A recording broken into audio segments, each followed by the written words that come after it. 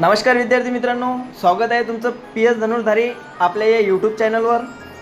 बघा, आजचा प्रश्न आपल्याला अगदी सोप्या पद्धतीनं कसं सोडवायचं ते बघायचं आहे। तर प्रश्न आहे, एका वस्तूची खरेदी व विक्री किमतीचे गुणोत्तर 8:5 आहे, तर शेकडा तोटा किती? बरं, काय करायचं बघा, खरेदी किंमत आणि विक्री किंमत या दोघांचं आपल्याला गुणोत्तर दिलेलं आहे। किती दिलेलं आहे? 8:5 बरोबर।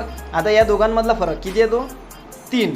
ठीक आहे, मग काय करायचं, छेदामध्ये खरेदी किंमत घ्यायची आणि फरक वर घ्यायचा आणि याला गुणेला काय करायचं आहे, याला गुणेला 100। ठीक आहे, आता भाग तोडायचा आहे। 4 दुने 8, 25 चोक 100। आता वर किती आहेत? 75।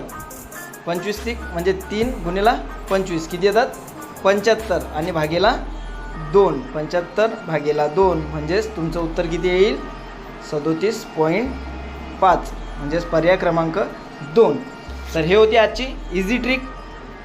व्हिडिओ आवडल्यास नक्की लाईक करा आणि अशा स्वरूपाच्या शॉर्टकट ट्रिकसाठी आपल्या पी एस धनुर्धारी या यूट्यूब चॅनल